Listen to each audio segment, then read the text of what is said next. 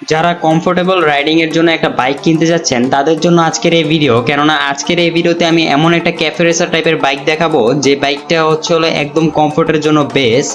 আর বাইকটার নাম ইয়ামাহা এফজেডএক্স। এই বাইকটা কিছুদিন আগেই বাংলাদেশে এসেছিল, কিছুদিন বললে ভুল হবে, হয়তো 1 বছরের মতন সময় হয়ে গিয়েছে। তবে এই বাইকটার রিভিউ আমার চ্যানেলে করা হয়নি, তাই ভাবলাম আজকের এই ভিডিওতে আমি এই বাইকটা রিভিউ করি।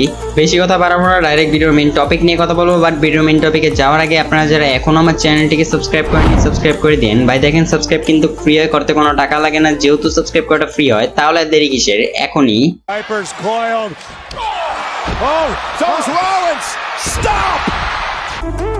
শুরুতেই এই বাইকের লুকস নিয়ে কিছু খুঁচা মারি। দেখেন ভাই, আমি প্রতিবারই বলি যে ভাই লুকসের বিষয়ে এক একজনের এক এক মতামত থাকে। এখন যদি আমি আমার মতন একটা ওপিনিয়ন দিই সেক্ষেত্রে আপনাদের ভালো লাগতে নাও পারে। তবে যদি এই বাইকের লুকস নিয়ে কথা বলি সেক্ষেত্রে এই বাইকের ফ্রন্ট হেডলাইটটা একটু সুন্দর। এছাড়া আমার কাছে এই বাইকের তেমন কোনো কিছুই ভালো লাগে নাই। লুকসের বিষয়ে দামাচাপা দিয়ে এখন কথা বলি এই বাইকের ইঞ্জিন নিয়ে।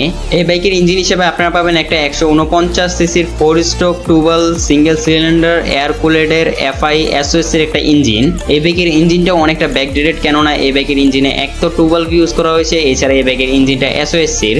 আমাদের ভাগ্য ভালো যে এই বাইকে আমরা অ্যাটলিস্ট এফআই সিস্টেমটা পাচ্ছি। তবে যাই হোক, এই বাইকের এই ইঞ্জিন দিয়ে আপনারা এই বাইক থেকে ম্যাক্সিমাম পাওয়ার পাবেন 12.4 হর্স পাওয়ার এট 7250 আরপিএম এবং ম্যাক্সিমাম টর্ক পাবেন 13.3 নিউটন মিটার এট 5500 আরপিএম।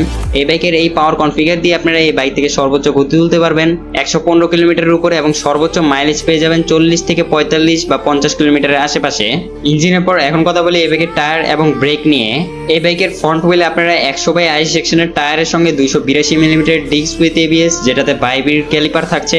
এছাড়া রেয়ার হুইলে আপনারা পাবেন 140/60 সেকশনের টায়ারের সঙ্গে 220 মিলিমিটার ডিস্ক উইদাউট এবিএস, অর্থাৎ এই বাইকে আপনারা খালি সিঙ্গেল চ্যানেল এবিএস পাচ্ছেন। এছাড়া এই বাইকের রাইডারের কমফোর্টের জন্য ফ্রন্টে ইউজ করা হয়েছে 41 mm এর টেলিস্কোপিক সাসপেনশন এবং রেয়ারে ইউজ করা হয়েছে 7 স্টেপ অ্যাডজাস্টেবল মনোশক সাসপেনশনগুলোর ফিডব্যাক আপনারা অনেক ভালো পাবেন।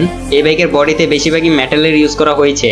এই বাইকের হেডলাইট এবং টেল লাইট আপনারা এলইডি এর পাবেন, তবে এই বাইকের ইন্ডিকেটরগুলো হ্যালোজেন লাইটের থাকছে।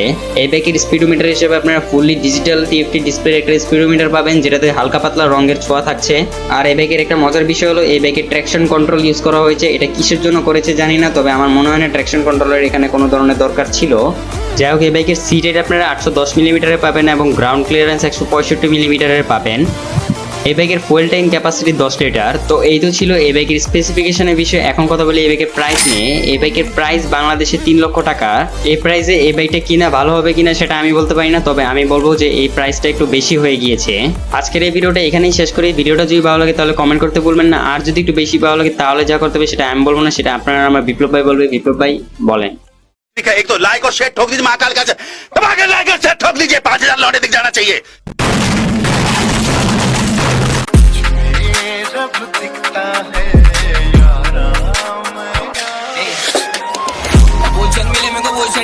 आगे मचा बोले रिस्क डरेंगे बढ़ने से आगे में मेरा का ही पावर काम